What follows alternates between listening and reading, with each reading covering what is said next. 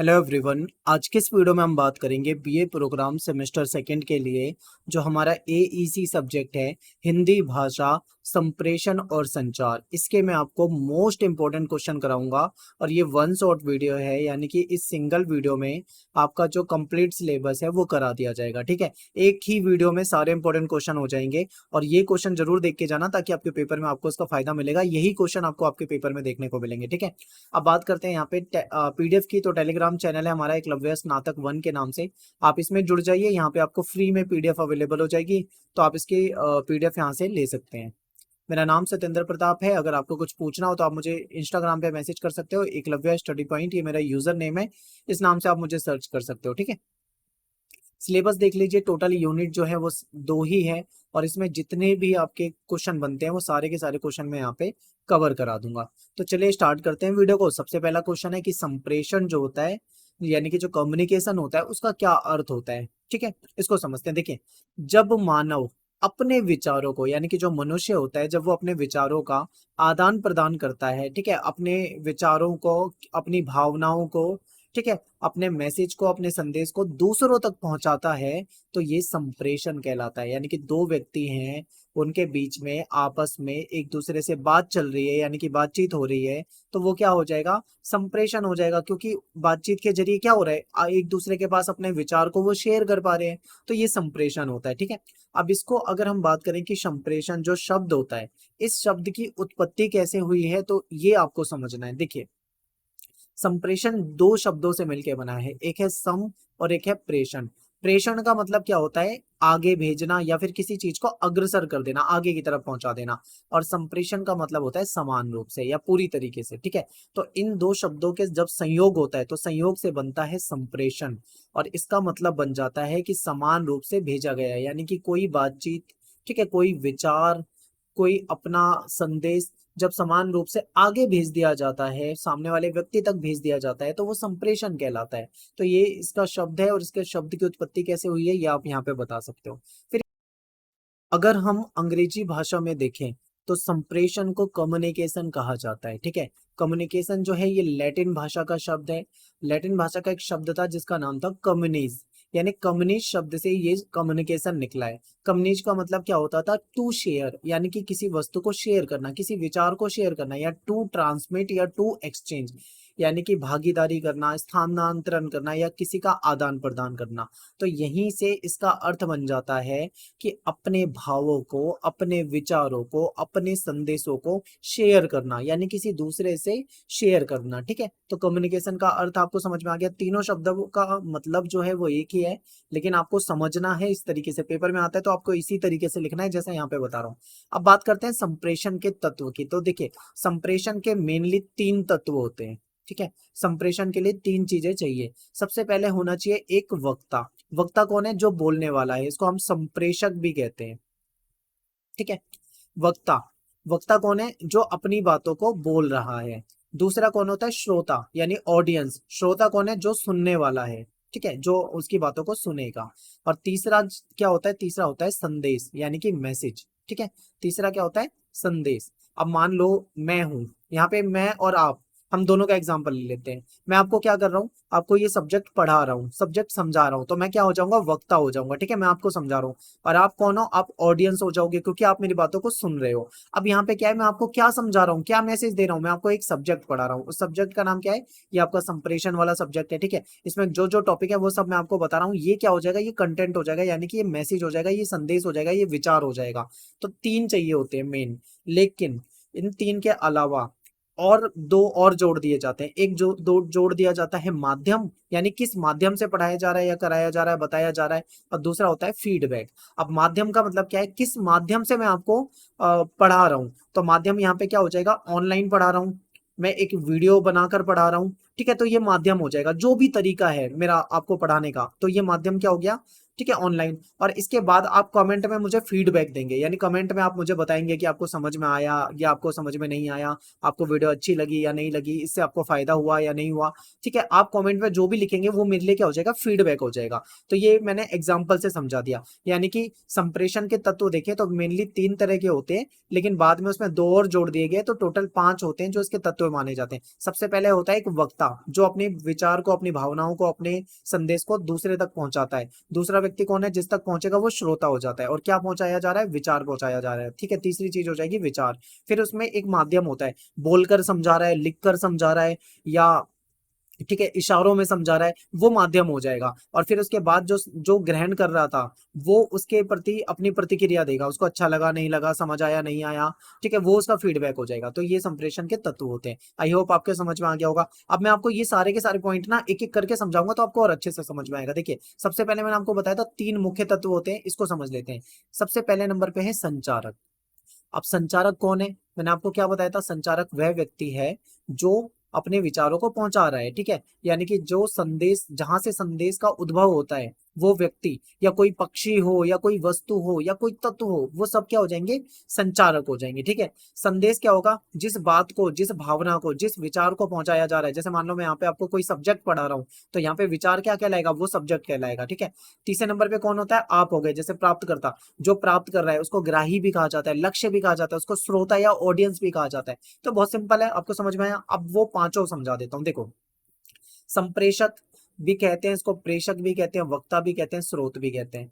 ठीक है, संदेश यानी विचार, जो भी मैसेज, जो भी भावना, जो भी विचार पहुंचाया जा रहा है। माध्यम क्या हो सकता है, ठीक है, जिसके पास पहुंचाया जा रहा है, जिस तरीके से पहुंचाया जाता है वो माध्यम हो जाता है। ठीक है, और उसका फीडबैक देखा जाता है कि वो क्या, उसके बाद क्या रिस्पॉन्स कर रहा है, वो उसका फीडबैक हो जाएगा। तो इसमें 5 तत्व हो गए। सबसे पहले वक्ता हो गया। ठीक है, दूसरे नंबर पे यहाँ पे एक संदेश हो गया कि वो किसी विचार को पहुंचा रहा है। ठीक है, तीसरे नंबर पे यहाँ पे श्रोता हो गया, चौथे नंबर पे माध्यम हो गया, और पांचवें नंबर पे फीडबैक हो गया। तो ये इस तरीके से होता है। आगे देखते हैं, अब इसको फिर से देखते हैं, स्रोत क्या है, या संप्रेषक या वक्ता कौन है। संप्रेषक कौन होता है, जो शुरुआत करता है, जो अपने विचारों को किसी दूसरे तक पहुंचा रहा है।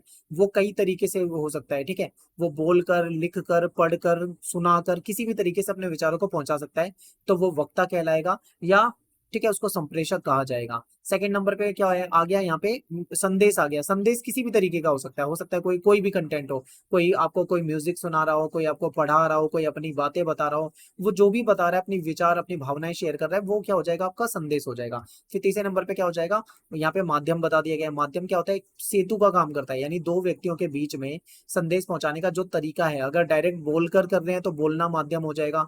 अगर मान लो कोई लिख कर बता रहा है तो वो चिट्ठी या पत्र, वो माध्यम हो जाएगा। कोई ईमेल से अपने विचार पहुंचा रहा है तो ईमेल माध्यम हो जाएगा। कोई वेबसाइट के जरिए पहुंचा रहा है तो वेबसाइट माध्यम हो जाएगा। माध्यम कुछ भी हो सकता है। ठीक है, फिर कौन सा होता है, ग्राही या लक्ष्य, या इसको हम श्रोता भी कह सकते हैं। ग्राही या लक्ष्य कौन है, वो व्यक्ति है जो संदेश को प्राप्त कर रहा है। ठीक है, फिर पांचवें नंबर पे फीडबैक या प्रतिस्पुष्टि, यानी कि जब संदेश उस तक पहुंचाया जाता है तो वो बताता है कि हाँ मुझे समझ में आया या नहीं आया, अच्छा है या नहीं है, उसमें संशोधन की जरूरत है या नहीं है। ठीक है, ये सारी बातें फीडबैक में आ जाती है। अब इसके बाद बात करते हैं संप्रेषण का क्या महत्व होता है, कम्युनिकेशन का क्या इंपॉर्टेंस है। तो देखिए, हमारा जीवन जो है ना, वो बिना संप्रेषण के संभव नहीं हो सकता। अब जन्म से लेकर मृत्यु तक मनुष्य जो है कहीं ना किसी पे निर्भर होता है। ठीक है, वो अपनी जीवन में जो सूचनाएं होती है उसका आदान प्रदान करता है। तो कभी किसी प्रश्न का उत्तर देना हो, कोई प्रश्न पूछना हो, कोई सूचना दूसरों तक पहुंचानी हो, तो बिना कम्युनिकेशन के, बिना संप्रेषण के तो पॉसिबल हो नहीं सकती। मनुष्य एक सामाजिक प्राणी है, समाज में रहता है, वो समाज में एक दूसरे के साथ उसको घुलना मिलना होता है, बातें करनी होती है। तो ऐसे में कम्युनिकेशन का महत्व हमारे जीवन में बहुत ज्यादा है। बिना कम्युनिकेशन के तो हम जीवन ही नहीं जी सकते। ठीक है, अब आगे बात करते हैं नेक्स्ट की। ठीक है, अब संप्रेषण के महत्व में देखो, कुछ ये पॉइंट भी आप लिख सकते हो। जैसे व्यक्तिगत आवश्यकता, हर व्यक्ति की आवश्यकता होती है पर्सनल, कि उसे अपने विचार दूसरों तक पहुंचाने हैं तो उसको उससे कम्युनिकेशन करना ही पड़ेगा। अगर आपको अ, आपके किसी दोस्त से बात करनी है तो आपको उससे बात करनी ही पड़ेगी। कम्युनिकेशन तभी हो पाएगा जब आप उससे बात करोगे, ठीक है। व्यक्तिगत संबंध, हमारे जो व्यक्तिगत रिलेशन होते हैं किसी के साथ, उस रिलेशन में भी क्या होता है, कम्युनिकेशन बहुत इंपॉर्टेंट होता है। आपके रिलेशन किसी से तभी तक रह सकते हैं जब तक आपके बीच में कम्युनिकेशन होगा। कम्युनिकेशन बंद हो जाएगा तो रिलेशन कमजोर होने लगते हैं, ठीक है। फिर सूचना, कोई सूचना अगर आप देना चाहते हो तो उसके लिए भी कम्युनिकेशन चाहिए होगा। आपस में जो संबंध होते हैं वो भी हमारे कम्युनिकेशन के जरिए ही होते हैं। या कोई मनोरंजन करना हो या कुछ है, उसमें भी कम्युनिकेशन बहुत महत्वपूर्ण होता है। तो ये सारी चीजें हैं। अब बात करते हैं संप्रेषण जो होता है, कम्युनिकेशन जो होता है, कितने प्रकार का होता है। देखिए 3 प्रकार का मुख्य है। एक तो है मौखिक। मौखिक का मतलब होता है बोलकर, अपने विचार को अगर हम बोलकर कहते हैं तो मौखिक है। लिखित का मतलब क्या है, लिखकर। और अमौखिक क्या है, ये इन दोनों से थोड़ा सा डिफरेंट हो जाता है। इन तीनों को ना समझते हैं, क्योंकि पेपर में मौखिक और लिखित आते हैं, अमौखिक आपसे पूछा नहीं जाता, लेकिन मैं आपको समझा तीनों दूंगा, ठीक है। मौखिक देखते हैं। इसमें क्या होता है, हम अपनी बातों को, अपने विचारों को बोलकर दूसरों तक पहुंचाते हैं। इसमें एक वक्ता होता है यानी बोलने वाला, एक श्रोता होगा, ठीक है, जो सुनने वाला है, वो आमने सामने रह सकते हैं, या फिर एक वक्ता, बहुत सारे श्रोता भी हो सकते हैं। मान लो कोई व्यक्ति कहीं पे भाषण दे रहा है, उसके सामने 100 लोग बैठे हैं, तो अपने विचार को 100 लोगों तक पहुंचा सकता है और डायरेक्ट बोलकर पहुंचा सकता है, ठीक है। यानी वक्ता और श्रोता होते हैं इसमें। इसमें क्या होता है, अपने विचारों को हम बोलकर बोल रहे हैं तो कोई भाषा का भी प्रयोग किया जाता है, तो ये सब मौखिक हो जाता है, ठीक है। हमने बोला, सामने वाले ने सुना, उसने समझ लिया। ये अगला टॉपिक है हमारा मौखिक, ठीक है, अमौखिक, सॉरी। अमौखिक में क्या होता है, इसमें चिन्हों का प्रयोग होता है, प्रतीकों का प्रयोग होता है, या फिर हाव भाव, जेस्चर जो होते हैं उसका प्रयोग होता है, या संकेतों का। एग्जाम्पल है आपके सामने ट्रैफिक लाइट। मान लीजिए आप रोड में सड़क पे कहीं जा रहे हैं, तो आप देखोगे कि जहां पे ट्रैफिक लाइट होती है वहां पे 3 प्रकार की लाइट दिखती है आपको। रेड लाइट होती है, ठीक है, ग्रीन लाइट होती है, येलो लाइट होती है। और इस इन सब लाइटों का अपना एक महत्व होता है। जब रेड लाइट जल जाएगी तो उसका मतलब क्या है, हमको अपनी गाड़ी को रोक देना है, ठीक है। और ग्रीन लाइट का मतलब क्या होता है कि हमको चल देना है। तो आप समझ रहे हो कि इन ये क्या है, यहाँ पे आपको कोई बोल नहीं रहा, ना कोई कुछ लिख रहा है, लेकिन वो प्रतीक है आपके लिए, संकेत है, आप उसको ही समझकर चल रहे हो, रुक रहे हो। ये हो गया। या सड़कों पे जब लगे हो, साइन बोर्ड लगे होते हैं, आप कहीं जाओगे तो आपको सड़कों पे दिख जाता है कि जैसे कि आप फरीदाबाद जा रहे हो तो फरीदाबाद 100 किलोमीटर, उसमें ऐसा एरो बना होता है कि इधर मुड़ो या फिर इधर मुड़ो, या कोई राउंड मुड़ना होता है। तो इस तरीके से जो आपके जो चिन्ह होते हैं, उस चिन्ह से भी हम समझते हैं, ठीक है। कई बार क्या होता है, ट्रैफिक सिग्नल पे पुलिस वाला खड़ा होता है, वो अपने हाथों से हमें क्या करता है, इशारा करता है। वो हाव भाव से वो रोकने को इशारा करेगा तो हमें रुक जाना होगा, वो चलने का इशारा करेगा तो हमें चलना होगा। तो ये सारी चीजें होती है। ये अमौखिक होता है। इसमें क्या है, ना तो हम लिख रहे हैं और ना ही हम बोल रहे हैं, लेकिन फिर भी हमारा कम्युनिकेशन जो है वो हो रहा है, चिन्हों के माध्यम से, प्रतीकों के माध्यम से, संकेतों के माध्यम से, लेकिन कम्युनिकेशन जो है हो रहा है, अमौखिक हो जाएगा। नेक्स्ट है हमारा लिखित। लिखित में क्या होता है, इसमें लिखित रूप से हो जाता है। आप संप्रेषण, जैसे मान लो आप किसी को ईमेल लिखकर अपनी भावनाएं, अपने विचार उसके साथ शेयर कर रहे हो, अपनी बातों को शेयर कर रहे हो, तो ईमेल हो जाएगा। आज के समय में व्हाट्सएप बहुत चलता है, तो व्हाट्सएप के जरिए भी आप अपने विचारों को किसी तक शेयर कर सकते हो, या पत्र लिखकर, चिट्ठी लिखकर, ठीक है, नोटिस के जरिए, पुस्तक के जो जरिए, समाचार पत्र के जरिए, और भी बहुत सारे माध्यम हो सकते हैं लिखित में। तो ये सब आप देख रहे हैं। अब एक क्वेश्चन आपके पेपर में आ सकता है कि बताइए, मौखिक संप्रेषण के क्या लाभ होते हैं, या फिर मौखिक संप्रेषण की क्या हानि होती है, या फिर लिखित संप्रेषण के क्या लाभ होते हैं, लिखित संप्रेषण की क्या हानि होती है। तो देखिए, अगर बोलकर हम संप्रेषण कर रहे हैं तो उसके फायदे क्या हैं। ये बहुत सरल माध्यम है, आसानी से कोई भी बोल सकता है। मान लीजिए कोई व्यक्ति ज्यादा पढ़ा लिखा नहीं है, फिर भी वो अपनी बातों को बोलकर हमें समझा सकता है, ठीक है। इसमें क्या होता है, वक्ता को, बोलने वाला जो है, उसको अगर लगे कि उसका संदेश नहीं समझा गया, सामने वाला नहीं समझ पाया, तो दोबारा से अपनी बात को समझा सकता है। जैसे मान लीजिए टीचर आपको पढ़ा रहा है क्लासरूम में, उसने आपको कुछ समझाया, आपको नहीं समझ में आया, वो आपसे पूछेगा समझ में आया, आप बोलोगे नहीं समझ में आया, तो आपको और एग्जाम्पल के साथ समझा देगा। दोबारा से पॉसिबल है ये सब कुछ, ठीक है। तो ये फायदा है इसका। ये संदेश कम समय में प्रसारित हो जाता है। अगर मैं बोलकर कोई बात आपको बता रहा हूँ तो मैं कम समय में, लेकिन अगर उसी बात को मैं आपको लिख कर बताऊंगा तो मुझे बहुत ज्यादा समय लगेगा, तो इसमें टाइम आपका बच जाता है, ठीक है। इसमें बड़े समूह के साथ संप्रेषण किया जा सकता है। मान लीजिए एक व्यक्ति है, वो भाषण दे रहा है, उसके सामने मान लो 1,000 व्यक्ति बैठे हुए हैं, तो वो अपने संदेश को एक साथ एक ही समय पे 1,000 लोगों तक पहुंचा देगा। तो ये इसका फायदा है, ठीक है। अब इसके नुकसान देखे तो क्या है, देखिए मौखिक संप्रेषण जो होता है स्थायी साक्ष्य नहीं होता। मान लीजिए आपने कुछ कहा, किसी ने उसको रिकॉर्ड नहीं करा, मान लो किसी ने वीडियो नहीं रिकॉर्ड करी, आपने कुछ बोला, और बाद में कल अपनी बात से मुकर सकते हो, नहीं भाई मैंने तो ऐसा बोला ही नहीं। अब सामने वाले के पास कोई सबूत थोड़ी है कि आपने ऐसा बोला था, नहीं आप बोलोगे नहीं नहीं मैंने सुना था, तो कौन मानेगा? आपसे बोलेंगे भाई सबूत दिखा, क्या सबूत है? कोई रिकॉर्डिंग है, कोई ऑडियो रिकॉर्ड कर रखी है, कोई वीडियो रिकॉर्ड कर रखी है, कोई ऐसा सबूत है तो बता। तो आप बोलोगे भाई मैंने तो कोई रिकॉर्डिंग नहीं करी। तो यहाँ पे क्या होगा, ये स्थायी साक्ष्य नहीं होता, इसे कानूनी साक्ष्य के रूप में भी मान्यता नहीं मिलती। क्योंकि अगर मान लो किसी व्यक्ति ने किसी पे इल्जाम लगा दिया और उस पे केस कर दिया, तो जब वो अदालत में जाएगा, कानून के समक्ष खड़ा होगा, तो उससे पूछा जाएगा कि भाई क्या हुआ था, तो वो उसको उसके सबूत देने पड़ेंगे। सबूत नहीं है तो फिर उसने क्या बोला था ये मायने रखेगा ही नहीं। इसमें क्या है, वक्ता बोलने में कुशल होना चाहिए। हाँ ये भी इंपॉर्टेंट है। अगर मान लो वक्ता जो है उसकी कम्युनिकेशन की स्किल अच्छी नहीं है, बोलने में कुशल नहीं है, तो उसका संदेश जो है सामने वाले तक अच्छे से नहीं पहुंच पाएगा, वो उसको अच्छे से समझा नहीं पाएगा। और दूसरा ये अगर कार्यालय दृष्टि से देखें, ऑफिस वाले नजरिए से देखें, तो उचित नहीं माना जाता। क्योंकि जो कार्यालय होता है, जो ऑफिस होता है, वहां पे सारी चीजें लिखित में होती है, मौखिक में नहीं मानते। मान लीजिए आप बैंक में जाते हो, आप बैंक में बोलोगे भाई मेरा अकाउंट खोल दो, तो उसके लिए आपको लिखित में फॉर्म भरना पड़ेगा। ठीक है, लिखित में। आप बैंक में जाओगे, बोलोगे मेरा एटीएम कार्ड खो गया है, मेरी कंप्लेन रजिस्टर कर लो और मेरे एटीएम कार्ड को ब्लॉक कर दो। तो आपसे ये आप मौखिक रूप से आपसे नहीं बोलेगा, वो बोलेगा भाई एक एप्लीकेशन लिख, उसमें अपना अकाउंट नंबर, अपना कार्ड नंबर, जो भी डिटेल है वो सारी डिटेल लिख, उसमें पर्सनली लिख कि भाई क्या क्या प्रॉब्लम थी, ऐसे ऐसे हुआ है, वो सब। वो जब लिखित रूप में आप दोगे तब वो आपके कार्ड को ब्लॉक करेगा। ठीक है, या आपको कुछ भी चाहिए, तो यहाँ पे जो जहाँ पे बात ऑफिस की आ जाती है, वहां पे सारा काम लिखित में होता है। ऑफिस वाले जो लोग होते हैं, ऑफिशियल जो वर्क होता है, उसमें सारा काम लिखित में होता है, ताकि कल को कोई व्यक्ति मुकर ना जाए। ठीक है, अब बात करते हैं लिखित वाले का। मौखिक तो समझ लिया, लिखित देखते हैं। इसमें क्या होता है, लिखित संदेश जो होता है स्थायी होता है, इसको लंबे समय तक सुरक्षित रखा जा सकता है।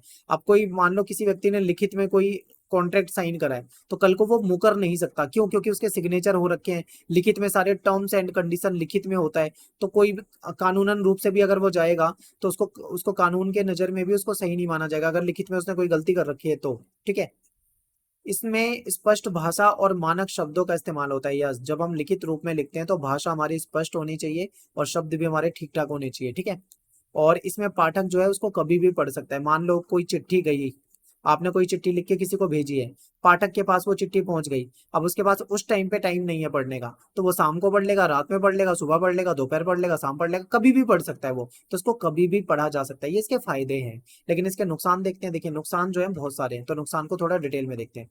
देखिए ऐसा क्षेत्र मान लो जहाँ पे आज भी तकनीकी सुविधा नहीं है, जहाँ पे फोन की सुविधा नहीं है, जहाँ पे नेटवर्क की सुविधा नहीं है, सिग्नल की सुविधा नहीं है, बिजली की सुविधा नहीं है।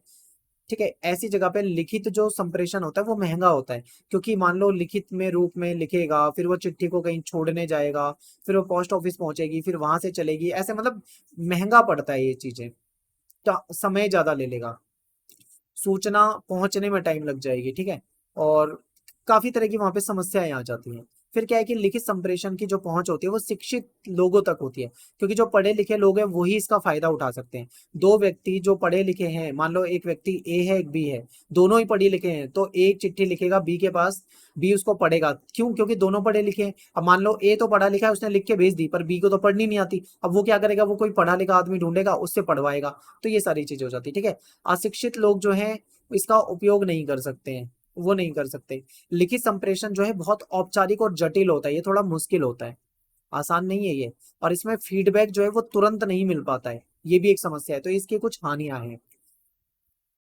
अगला टॉपिक है प्रतिवेदन। देखिए प्रतिवेदन को हम इंग्लिश में रिपोर्ट कहते हैं। रिपोर्ट का क्या मतलब होता है? देखिए अंग्रेजी में अगर हम रिपोर्ट देखें तो उसके मायने अलग होते हैं, लेकिन अगर उसे हिंदी में देखें तो केवल प्रतिवेदन कहा जाता है, और इसके थोड़े से मीनिंग जो है वो चेंज हो जाते हैं। तो हम हिंदी में पढ़ रहे हैं तो हिंदी के अनुसार पढ़ते हैं। देखिए एक मानक हिंदी कोश है, ये क्या कहता है, ये कहता है कि जो रिपोर्ट होती है ना, यानी जो प्रतिवेदन होता है, यहाँ पे मैं रिपोर्ट भी यूज नहीं करूंगा, आप भी इसके लिए रिपोर्ट यूज मत करो शब्द, इसके लिए केवल और केवल प्रतिवेदन यूज करो। ठीक है, देखिए जो प्रतिवेदन होता है ना, इसमें कोई कार्य या कोई घटना या कोई तथ्य, कोई फैक्ट हो गया, कोई योजना, इसके संबंध में छानबीन की जाती है, पूछताछ की जाती है। उसके बाद जो तैयार किया हुआ विवरण होता है, ठीक है, जो किसी अधिकारी के पास भेजा जाता है, उसको प्रतिवेदन कहा जाता है। यानी प्रतिवेदन क्या है, कोई कार्य, कोई घटना या कोई योजना से रिलेटेड, उसमें जब कोई छानबीन करी जाए, कोई पूछताछ की जाए, उससे जो सबूत इकट्ठे किए जाए, उसके बाद जो उसका विवरण तैयार किया जाए, वो प्रतिवेदन होता है। किसके द्वारा तैयार किया गया है? किसी बड़े अधिकारी के द्वारा। ठीक है, ऑफिशियल है ये। सेकंड क्या है? वृत्त हिंदी कोश है वो क्या बोलता है प्रतिवेदन को, वो समझिए। ये कहते हैं कि किसी घटना, मान लो कोई घटना हो गई है या कोई कार्य है, कोई योजना है, इसके संबंध में जो छानबीन, जो पूछताछ है, वो करने के बाद जो विवरण तैयार किया गया है, जो किसी अधिकारी या किसी सभा के सामने प्रस्तुत करने को हो, उसको प्रतिवेदन कहा जाता है। ठीक है, किसी के सामने वो रिपोर्ट यानी वो प्रतिवेदन प्रस्तुत करना है। ये तो हो गया प्रतिवेदन। अब इसमें एक और चीज होती है जो आपको समझनी है। देखिए, प्रतिवेदन में क्या होता है, कोई कार्य, मान लो सरकार ने कोई कार्य करवाया, कोई सड़क का निर्माण करवाया, बाद में पता लगा कि इसमें घोटाला हुआ है, मामला कोर्ट में चला गया, मान लीजिए कोर्ट आदेश देगी भाई कि जाओ इसकी जांच करो, तो फिर उसमें क्या होगा, उस कार्य की, उस घटना की जांच कराई जाएगी, उसके संबंधित छानबीन होगी कि भाई कहाँ से कराया गया, किससे कराया गया, पूछताछ होगी, सर्वे कराया जाएगा, शोध किया जाएगा, पूछा जाएगा किस बनाने वाला कौन था, कॉन्ट्रैक्टर कौन है, मजदूर कौन है, किस कंपनी से आए हैं, क्या माल लगाया गया है उसमें, कहाँ पे क्या कमी रह गई, सारी जांच करने के बाद उसका पूरा एक विवरण लिखित में तैयार किया जाएगा। ठीक है, तो ये हो गया प्रतिवेदन। लेकिन यहाँ पे एक लाइन मैंने अलग से लिख रखी है, संबंधित सुझाव भी प्रस्तुत किए जाएंगे। तो यह प्रतिवेदन में एक पॉइंट और होता है कि लिख तो दिया, अब उसमें क्या सुझाव हो सकते थे, क्या बढ़िया किया जा सकता था, सुझाव भी प्रस्तुत किया जाता है। ठीक है, ये भी प्रतिवेदन में होता है, ये महत्वपूर्ण है, जो कि इंग्लिश वाली रिपोर्ट में आपको नहीं देखने को मिलेगा। ठीक है, इसीलिए हिंदी में से प्रतिवेदन कहा जा रहा है केवल। अब जो प्रतिवेदन लिखा जाता है ना, इसके कुछ महत्वपूर्ण तत्व होते हैं। तो जो प्रतिवेदन होता है उसके मुख्य महत्वपूर्ण तत्व क्या होते हैं, ये समझते हैं। तो देखिए, प्रतिवेदन में सबसे पहले तो होता है विषय, यानी किसी विषय पे, मान लो कहीं पर कोई दंगा हो गया, तो दंगा क्या हो जाएगा, विषय हो जाएगा, यानी दंगे पर प्रतिवेदन लिखा जाएगा।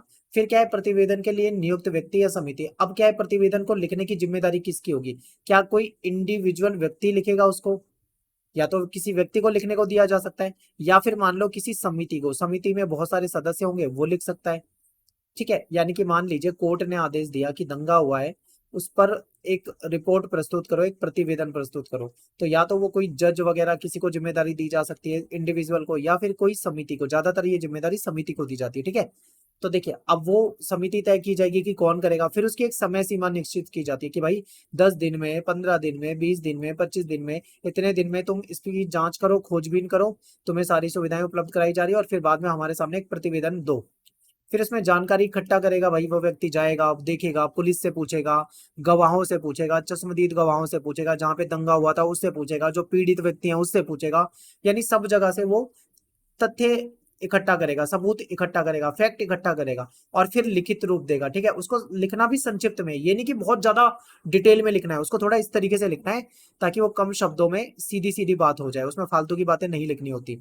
इसके अलावा तथ्य प्रमाण को संलग्न करना है, यानी कि जब उसने मान लो किसी दंगे से रिलेटेड जो प्रतिवेदन तैयार कर रहा है, तो बहुत सारे लोगों के इसमें इंटरव्यू लिए होंगे, तो उनके इंटरव्यू को इकट्ठा करेगा, उसकी वीडियो फुटेज वगैरह, लोगों की लिखित में उनके ऑडियो या जो भी है, जो भी मतलब सबूत है, उस सबको इकट्ठा करेगा ताकि उसको बाद में मैच किया जा सके। और सुझाव भी दे सकता है कि अगर ऐसा करते तो ये नहीं होता, वैसा करते तो वो नहीं होता। ठीक है, तो ये भी है। तो ये प्रतिवेदन के कुछ मुख्य तत्व होते हैं, किसी भी रिपोर्ट को लिखने के लिए इन चीजों का ध्यान रखा जाता है। अब देखो, पेपर में अगर आपके मान लो क्वेश्चन आ जाता है, तो आपके पेपर में कोई भी टॉपिक दे सकते हैं, रैंडम कोई टॉपिक दे देंगे, कोई भी टॉपिक उठा के, और बोलेंगे भाई इस पे आप एक प्रतिवेदन लिखो। तो जब आप लिखोगे तो इन सब पॉइंट का ध्यान रखोगे, और इसके एग्जाम्पल के लिए आप क्या करोगे, आपकी जो बुक है उसमें एग्जाम्पल आपको 1 2 3 दे रखे हैं, आप उन एग्जाम्पल को पढ़ोगे तो आपको ये मेरी बातें सारी समझ में आ जाएंगी। ठीक है, जो मैंने आपको यहाँ पे बताई है। अगला टॉपिक है अनुच्छेद, इसको हम पैराग्राफ कह सकते हैं, अंग्रेजी में इसको पैराग्राफ कहा जाता है। इसका मतलब क्या होता है, जैसे मान लो कोई बहुत बड़ी रचना है, मान लो कोई बुक है जो कि 100 पेज की है, अब उस पेज में से एक छोटा सा अंश, 2 पेज का अंश हम काट कर अलग कर लेते हैं, और उसका अपना एक अलग मीनिंग होगा, अर्थ होगा। उसके आगे उसमें क्या था, आगे के पेज में, उसके पीछे के पेज में, उससे ज्यादा उसको फर्क पड़ेगा नहीं, उसका अपना एक अर्थ होगा। तो ये क्या कहलाता है, ये अनुच्छेद कहलाता है। ठीक है, इसको हम पैराग्राफ भी कह सकते हैं।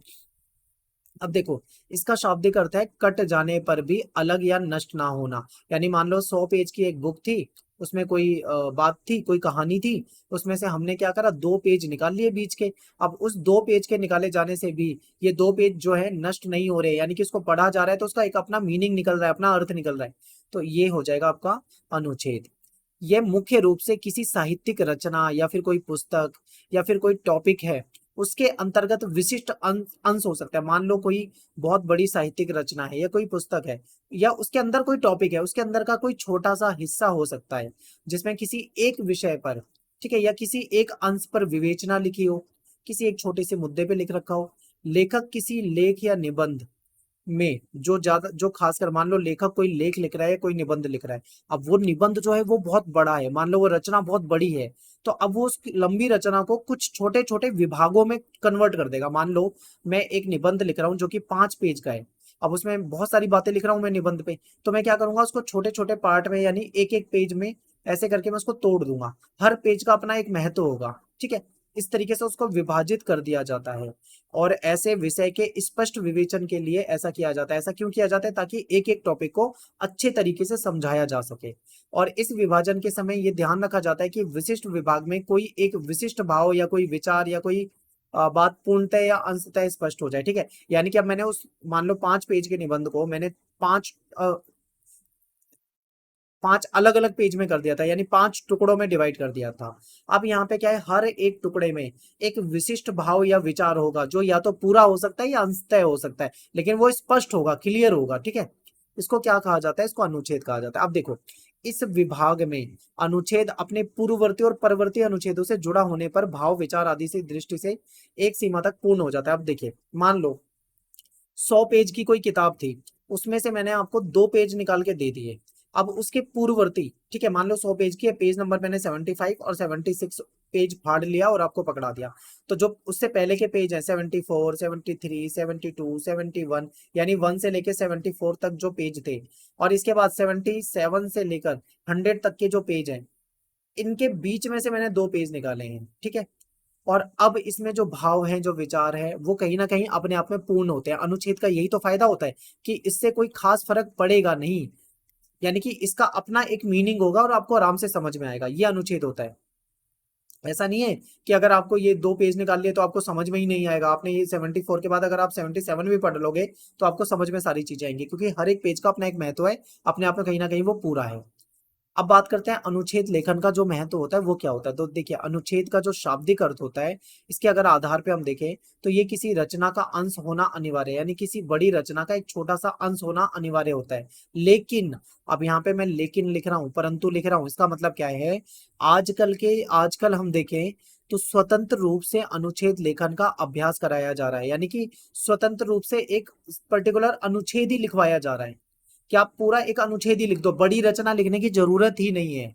तो इससे क्या होता है, जो विद्यार्थी होते हैं उनको ये दिया जाता है काम, उससे उनके अंदर जो लेखन कौशल होता है, यानी कि जो राइटिंग की जो स्किल होती है, उसका विकास हो सके, ठीक है। इसलिए उनको स्कूल में ये सब कराया जाता है। विद्यार्थी जो है किसी सीमित विषय पे, किसी लिमिटेड टॉपिक पर आर्टिकल यानी अपना पैराग्राफ लिखेगा, सॉरी अनुच्छेद लिखेगा, और उसके माध्यम से अपना जो उसका जो ज्ञान है, उसकी जो कल्पना शक्ति है, उसका इस्तेमाल किया जाएगा। तो टीचर उसके ज्ञान को, उसकी कल्पना शक्ति को, उसकी जो लैंग्वेज वाली जो क्षमता है उसको परख सकेगा। इसलिए आज के समय में स्वतंत्र अनुच्छेद लेखन भी कराया जाता है। जरूरी नहीं है कि वो किसी चीज का पार्ट ही हो। अब अनुच्छेद के अगर हम प्रकार देखें तो देखिए कितने प्रकार होते हैं। तो अनुच्छेद के 4 प्रकार होते हैं मेनली। एक होता है वर्णनात्मक अनुच्छेद। मान लो कोई घटना है, उसका खूब डिटेल में वर्णन किया जा रहा है, ठीक है, खूब डिटेल में। जैसे मान लो कोई स्कूल है, स्कूल विद्यालय है, अब विद्यालय के बारे में लिखना है, तो उसमें विद्यालय है, उस विद्यालय का क्या नाम है, विद्यालय कहाँ पे स्थित है, किसने इसकी स्थापना करी, कौन सी कक्षा से कौन सी कक्षा तक पढ़ाई की जाती है, कौन से सब्जेक्ट पढ़ाए जाते हैं, उस विद्यालय में क्या स्पेशलिस्टी है, ठीक है, क्या स्पेशल है, उसमें क्या फायदे हैं, कितने बच्चों ने टॉप करा है, पूरा डिटेल में उसको वर्णन किया जाएगा। विद्यालय के क्या फायदे, क्या नुकसान है, सब कुछ। इसे बोलते हैं वर्णनात्मक अनुच्छेद, यानी किसी भी एक टॉपिक पे बहुत डिटेल में वर्णन करके लिखना। फिर है विवरणात्मक, यानी किसी टॉपिक पे उसका विवरण करना, ठीक है। जैसे कि जल के क्या लाभ हैं, जल के लाभ, अब इस पे क्या है, विवरण दिया जा सकता है पूरा। फिर विचारात्मक अनुच्छेद, इसमें क्या होता है, इसमें जो लिखने वाला होता है उसको चिंतन करना पड़ता है। चिंतन करेगा, मनन करेगा, सोचेगा, समझेगा, तब जाके लिखेगा। इसको विचारात्मक कहते हैं, जिसमें काफी विचार करके लिखा जाता है। कल्पनात्मक अनुच्छेद में क्या होता है, कल्पनाओं को भी शामिल किया जाता है, ठीक है। इसमें जो कुछ काल्पनिक चीजें हैं, उसको भी शामिल किया जाता है। तो ये कई प्रकार के अनुच्छेद हो सकते हैं। इसके बाद एक टॉपिक है आपका डायरी लेखन। तो देखिए, डायरी लेखन क्या होता है। डायरी मेनली आप यहाँ पे समझ लीजिए, डायरी जो है एक बहुत ही महत्वपूर्ण लेखन आप इसे मान लीजिए। ये क्या होता है, ये बिल्कुल नॉर्मल तरीके से इसको लिखा जाता है डायरी में। डायरी को एक तरह से सजीव मान लिया जाता है कि डायरी जो है वो हमारी मित्र है। और हम अपने मित्र से, जैसे मान लो कोई व्यक्ति अकेला है, उसके उसके ज्यादा दोस्त यार नहीं है, तो ऐसे में वो क्या कर सकता है, अब पूरे दिन में उसको जो टाइम मिलता है उसका कोई दोस्त नहीं है, तो वो डायरी को अपना दोस्त बना ले और डायरी में अपने पूरे दिन की बातों को लिखा करे। ठीक है, तो इसे डायरी लेखन कहा जाता है। अब डायरी में क्या होता है, देखिए मनुष्य एक सामाजिक प्राणी है, समाज में रहता है, उसको बहुत सारे उसके अनुभव होते हैं, बहुत सारी संवेदना होती है, उसके मन में बहुत सारी भावनाएं होती है। वो अपनी भावनाओं को किसी से शेयर करना चाहता है। तो हम अपनी भावनाओं को किससे शेयर करते हैं, जो हमारा दोस्त होता है, ठीक है, जो हमारा मित्र होता है, जो हमारा सबसे प्यारा साथी होता है, उससे हम अपनी भावनाओं को, अपनी बातों को शेयर कर सकते हैं, बिल्कुल बेधड़क शेयर कर सकते हैं, हम उस पर भरोसा कर सकते हैं। ठीक है, तो ये होता है मनुष्य के साथ। ऐसे में डायरी भी एक विधा है। ठीक है, डायरी में क्या होता है, जो शिक्षित व्यक्ति होता है वो डायरी में अपना जो डेली लाइफ होता है, अपने दिन की, पूरे दिन में उसके साथ क्या हुआ है, अपने दिल की सभी बातें, सभी भावनाओं को उसमें उड़ेल देता है, यानी डायरी में लिख देता है। डायरी से हमारा अभिप्राय है मोटे गत्ते की जिल्द वाली जो होती है, एक नोटबुक ऐसी है जिसमें 365 दिन के लिए 365 पेज हैं। और व्यक्ति जो है रोज अपने बारे में, अपनी जो डेली का उसकी लाइफ का अनुभव होता है, या जो भी उसके मन में जो विचार होते हैं, वो अपने सारे विचार जो है लिख सकता है कि भाई आज मैं सुबह उठा, मैंने ये करा, फिर मैं वहां गया, फिर मैंने एक्सरसाइज करी, फिर मैं ऑफिस गया, फिर मेरे साथ ये हुआ वो हुआ, जो भी है पूरी कहानी वो दिन भर की डायरी में लिख देता है। ठीक है, अब देखो डायरी लिखने का क्या होता है, एक फॉर्मेट होता है, बहुत ही सिंपल है, इसमें कुछ भी मतलब मोटा फॉर्मेट नहीं है, साधारण सा है। शुरुआत देखो, जैसे मान लो आपके पास एक डायरी है, आपने 1 अप्रैल से लिखनी शुरू करी, तो 1 अप्रैल वाले पेज पे आप 1 अप्रैल में जो घटना हुई है वो लिखोगे, 2 अप्रैल में जो घटना हुई है उसको लिखोगे, फिर 3 तारीख को जो घटना हुई है उसको लिखोगे, इस तरीके से लिखा जाता है। ठीक है, तो यहाँ पे एक फॉर्मेट है, देखो 20 फरवरी 2023 की डायरी है, रात के 10 बजे लिख रहा है, क्योंकि ये डायरी रात में लिखी जाती है, क्योंकि जब पूरा दिन बीत जाता है, पूरे दिन में उसके साथ जो जो होता है, तो सोने से पहले वो सारी चीजों को याद करता है और अपनी डायरी में लिख लेता है। क्लियर है, आगे देखो कैसे लिखा जाता है। शुरू की दो एक लाइन शुरू के देखो, हेलो डायरी, यानी डायरी को कह रहा है हेलो डायरी। अब डायरी जो है एक निर्जीव वस्तु है, ठीक है, लेकिन फिर भी उसको एक सजीव की तरह दिखाया जा रहा है कि वो डायरी से बातें कर रहा है। कह रहा है हेलो डायरी, आज तुम्हें क्या बताऊं, आज का दिन जो था बहुत बिजी था। सुबह नाश्ता किया और दिन भर के काम की सूची पहले से थी, आंखों के आगे नाच रही थी कि भाई ये काम करने हैं। जल्दी से खाना खाकर मैं अपने काम के लिए बढ़ा, सड़क पे गया तो देखा यार बहुत जाम थे। अब जाम के कारण मेरे हौसले पस्त हो गए। मैंने सोचा कि यार ये सब मेरे साथ ही क्यों होता है, जब भी मैं कोई काम करने निकलता हूँ कोई ना कोई समस्या आ जाती है, ऐसा क्यों हो जाता है। तो ये सारी चीजें थी, पूरी की पूरी चीजें उसने, जो जाम में जो घुटन महसूस करी, जो उसको प्रॉब्लम हुई, उसका काम में जो नुकसान हुआ, वो सारा चीजें उसमें लिखेगा। अब वहां पे मान लो किसी के साथ बहुत अच्छा हो जाता है, ठीक है, किसी के साथ बहुत अच्छा हो जाता है, तो वो अच्छी बातें भी उसमें लिखेगा। तो फिर लास्ट लाइन देखो, कल फिर बात करेंगे। अब डायरी कोई बात करती है, नहीं करती, लेकिन उसको सजीव की तरह दिखा रहा है कि कल फिर बात करेंगे, तब तक के लिए गुड नाइट, सो जाते हैं। ठीक है, तो वो सोने चला जाता है। आई होप आपको ये समझ में आया होगा। तो ये इस तरीके से डायरी लिखनी होती है। अगर मान लो पेपर में टॉपिक आ जाए तो आप लिख सकते हो, बहुत आसान है, कुछ भी तो नहीं है इसमें। आगे देखते हैं, संवाद लेखन। संवाद क्या होता है, अंग्रेजी में इसको डायलॉग बोलते हैं। डायलॉग क्या है, दो लोगों के बीचों में या दो लोग से अधिक लोगों के बीच में जो बातें हो रही है वो संवाद कहलाती है। ठीक है, दो या दो से अधिक लोगों के बीच में जो बातचीत होती है उसको संवाद कहा जाता है। संवाद आमने सामने बैठकर भी हो सकता है या दूर रहकर भी संवाद हो सकता है। ठीक है, संवाद किस तरीके से हो सकता है, मान लीजिए दो दोस्त हैं, दोनों अलग अलग राज्यों में रहते हैं, तो वो आपस में फोन पे बातें कर सकते हैं, वो चाहे तो वीडियो कॉल में बातें कर सकते हैं, वो चाहे तो चिट्ठी लिखकर बातें कर सकते हैं, या आमने सामने बैठकर भी बातें कर सकते हैं अगर वो कहीं मिलते हैं तो ये सब ठीक है, इनकी बातें जो है वो संवाद कहलाएगी। अब यहाँ पे देखो संवाद का एक बहुत अच्छा तरीका। अब यहाँ पे दो दोस्त हैं, एक का नाम है अमर, एक का नाम है सुरेश। अमर कहता है अरे मित्र कैसे हो, सुरेश कहता है भाई सब बढ़िया। अमर कहता है कल कहाँ थे, दिखे नहीं। सुरेश कहता है मुस्कुराते हुए क्यों बताऊं भाई, कहाँ गया था, तू मुझे अपनी सारी बातें बताता है क्या। ठीक है, अमर कहता है गुस्से में अच्छा बच्चू हमसे होशियारी करता है। तो सुरेश कहता है अरे नहीं यार मजाक कर रहा था, वास्तव में मेरे घर में मेहमान आ गए थे इसलिए मैं नहीं आ पाया। ठीक है, अमर सुरेश के कंधे पे हाथ रखते हुए कहता है कोई नहीं चल छोड़ यार, चल मैच देखने चलते हैं। तो देखो यहाँ पे दो लोगों के बीच में बातें हो रही है, डायलॉग्स हो रहा है, संवाद हो रहा है। तो अमर ने क्या कहा ये आपको समझ में आया, सुरेश ने उसके रिप्लाई में क्या कहा ये समझ में आया। तो इस तरीके से क्या होता है, आपस में संवाद किया जाता है। ठीक है, संवाद में एक दूसरे से बहुत ही तरीके से बात की जाती है। तो ये सब आप लिख सकते हो पेपर में, मान लो किसी टॉपिक पे संवाद आ जाए तो आप आराम से लिख सकते हो। नेक्स्ट देखो ब्लॉग लेखन। ब्लॉग लेखन जो है ये बच्चों को थोड़ा सा दिक्कत देता है, ये बहुत सिंपल टॉपिक है, मैं आपको समझाता हूँ। देखिए अपना ज्ञान, आपके पास कोई नॉलेज है, कोई स्किल है, किसी चीज के बारे में आप अच्छे से जानते हो, अपने ज्ञान, अपनी भावनाओं या आपके कोई विचार है, उसको वेबसाइट बनाकर ऑनलाइन अगर आप पब्लिश कर रहे हो तो वो ब्लॉग लेखन कहलाता है। अगर आप उसको फुल टाइम काम करते हो तो आप ब्लॉगर कहलाओगे। ब्लॉगर कौन होते हैं? जो अपने विचार को, अपनी नॉलेज को शेयर करते हैं दूसरों के साथ। जब हम किसी विषय पर, किसी भी टॉपिक पे आप ब्लॉग लिख सकते हो, ठीक है। जब हम किसी विषय पर लिखते हैं और उसको वेबसाइट के जरिए ऑनलाइन पब्लिश कर देते हैं तो ब्लॉग लेखन कहलाता है। इसमें व्यक्ति किसी भी विषय पर लिख सकता है और सोशल मीडिया पे पोस्ट कर सकता है। यहाँ तक आपको ब्लॉग लेखन समझ में आया? मैं आपको थोड़ा और डिटेल में समझाता हूँ। देखिए, ब्लॉग लेखन के लिए आपको किन चीजों की जरूरत पड़ेगी। तो सबसे पहले आपको डोमेन नेम चाहिए होगा। डोमेन नेम आपको खरीदना पड़ता है, ठीक है। देखिए, अब जैसे मान लीजिए वेबसाइट, ठीक है। मान लीजिए आपके पास कोई वेबसाइट है, आप ब्लॉगर बनना चाहते हो तो आपको क्या करना पड़ेगा? एक वेबसाइट बनानी पड़ेगी। मैं आपको एग्जाम्पल से समझाता हूँ। देखिए, आपको एक वेबसाइट बनानी पड़ेगी। वेबसाइट आपकी किसी कैटेगरी पे हो सकती है। जो कैटेगरी होती है उसको वेबसाइट की भाषा में नीश कहा जाता है, NICHE, नीश कहा जाता है, ठीक है। तो किसी विषय पे हो सकती है। मान लो आपको हेल्थ के बारे में अच्छी नॉलेज है कि कौन सी एक्सरसाइज करके हम हेल्दी रह सकते हैं, तो आप हेल्थ के बारे में बता सकते हो। मान लो आपको अच्छी कुकिंग आती है, आपको अच्छा खाना बनाना आता है, तो आप एक वेबसाइट बना सकते हो। उसमें आप रेसिपी शेयर कर सकते हो कि भाई खीर कैसे बनाएं, समोसे कैसे बनाएं, ठीक है, जलेबी कैसे बनाएं, पराठे कैसे बनाएं। तो ये आपका तरीका हो सकता है। तो एक वेबसाइट होती है, और वेबसाइट तो आप बनाओगे तो उसके लिए आपको एक डोमेन खरीदना पड़ेगा। डोमेन क्या है?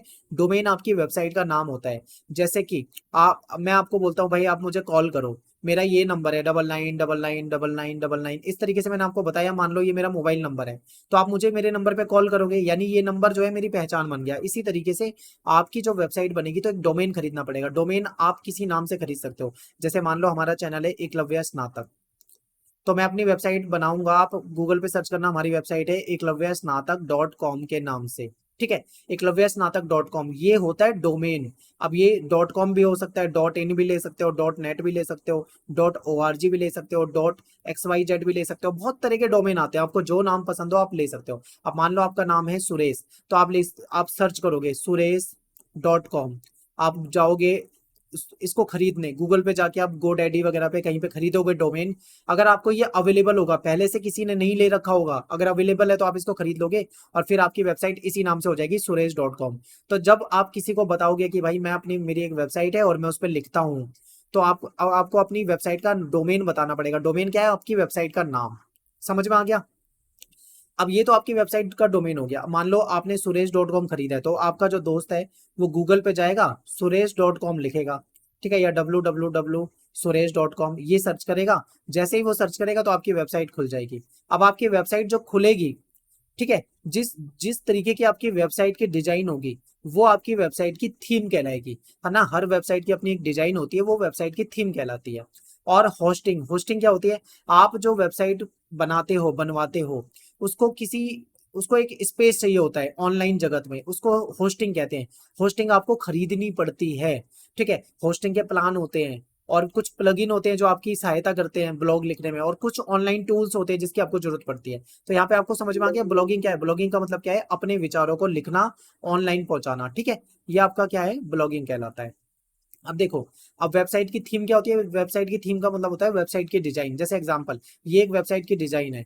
अगर आप ऐसी डिजाइन बनाना चाहते हो तो आप इसको खरीदोगे, आपकी वेबसाइट ऐसी ही दिखेगी। या आपको ऐसी डिजाइन बनानी है तो आप इसको खरीद लोगे, आपकी जो वेबसाइट है वो इसी तरीके की दिखेगी। तो ये आपको वेबसाइट की थीम अपनी डिजाइन के अकॉर्डिंग, जैसी आपको डिजाइन पसंद है वो खरीदनी होती है। फिर होस्टिंग, यानी आपकी वेबसाइट जो है होस्ट करेगी, यानी आपने वेबसाइट पे लिखते हो, आप अपनी वेबसाइट पे टेक्स्ट लिख रहे हो, आप उसमें कोई वीडियो शेयर कर रहे हो, या आप उसमें कुछ इमेज शेयर कर रहे हो, तो वो किसी ना किसी जगह पे स्टोरेज होती है ना, उसकी स्टोरेज को ही होस्टिंग कहते हैं, और वो हमको खरीदना पड़ता है। उसके प्लान होते हैं, जैसे ये अलग अलग प्लान होते हैं, ठीक है। आप एक होस्टिंग, एक वेबसाइट के लिए खरीद रहे हो, या आप बहुत सारी वेबसाइट चला रहे हो तो उसके लिए आपको अलग अलग तरह के होस्टिंग प्लान होते हैं, ये खरीदने होते हैं।